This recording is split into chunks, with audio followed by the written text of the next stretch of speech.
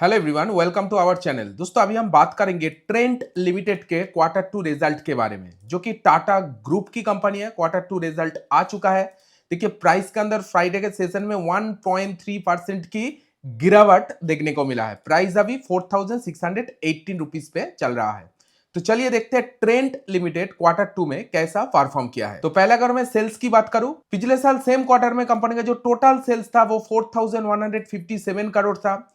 इस बार वो sales increase हुआ है, वो इंक्रीज होकर 4818 करोड़ हो गया है। मतलब year on year basis sales के अंदर ऑलमोस्ट 16% का ग्रोथ देखा गया है। Excellent, year on year growth 16% आया है, मतलब बहुत अच्छा खासा ग्रोथ आया है। लेकिन पिछले क्वार्टर के मुकाबले इस क्वार्टर टू में सेल्स को बीट नहीं कर पाया है। पिछले क्वार्टर में देखिए सेल्स था 4883 करोड़, माइनर सा सेल्स डिक्रीज हुआ है 4818 crore. Quarter on quarter basis sales के अंदर कोई भी ग्रोथ नहीं आया है, लेकिन year on year basis sales के अंदर अच्छा खासा ग्रोथ देखने को मिला है।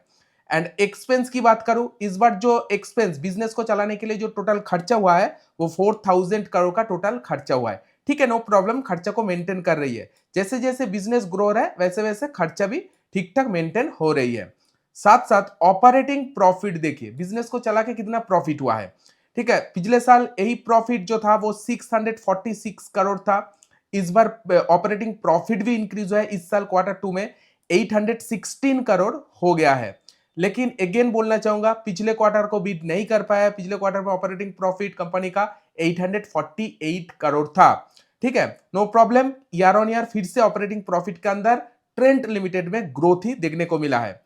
ऑपरेटिंग प्रॉफिट मार्जिन देखिए, मार्जिन के अंदर इंप्रूवमेंट हुआ है, छोटा ही सही 1% सही, लेकिन मार्जिन के अंदर इंप्रूवमेंट है। 6% से मार्जिन इंप्रूव होकर इस क्वार्टर टू में 17% हो गया है।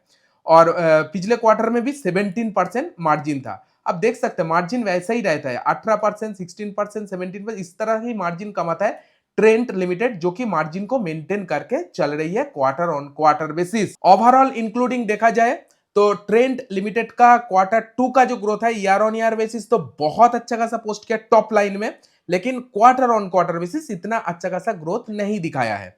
चलिए नेट प्रॉफिट के बारे में बात कर लेते हैं। नेट प्रॉफिट कितना किया है? पिछले साल सेम क्वार्टर में कंपनी का जो नेट प्रॉफिट था वो 335 करोड़ का टोटल नेट प्रॉफिट था। इस बार इंक्रीज हुआ है, यही नेट प्रॉफिट क्वार्टर टू में इंक्रीज होकर 373 करोड़ हो गया है। Year on year basis net profit के अंदर ट्रेंड में 11% का जंप देखा गया है। लेकिन पिछले क्वार्टर में 425 करोड़ नेट प्रॉफिट था, क्वार्टर टू में प्रॉफिट डाउन हुआ है। एंड ईपीएस ग्रोथ देखिए, ईपीएस 9.53 से हो गया 10.60। प्रॉफिट इंक्रीज हुआ year on year basis, obviously EPS के अंदर भी ग्रोथ ही देखने को मिला। ऑलमोस्ट 11 to 12% का ही ग्रोथ ईपीएस के अंदर देखने को मिल रहा है year on year basis. Overall Trent limited का क्वार्टर टू का जो रिजल्ट रहा है वो बहुत हाई फाई तो नहीं कहूंगा, लेकिन ठीक ठाक ग्रोथ है। टॉप लाइन में भी ईयर ऑन ईयर ग्रोथ है और बॉटम लाइन में भी ईयर ऑन ईयर ग्रोथ है। चलिए देखते हैं एस्टिमेट क्या लगाया था, मार्केट क्या सोच रहा था। देखिए ब्लूमबर्ग एनालिसिस किया था, इस बार क्वार्टर टू में ट्रेंट लिमिटेड का जो सेल्स एस्टिमेट लगाया था वो 4998 करोड़ का सेल्स एस्टिमेट लगाया था, लेकिन कितना हुआ है 4817 करोड़। थोड़ा सा एस्टिमेट से कम ही हुआ है सेल्स के अंदर। प्रॉफिट जो लगाया था, उम्मीद किया जा रहा था प्रॉफिट आएगा 446 करोड़, लेकिन प्रॉफिट क्या आया है 373 करोड़।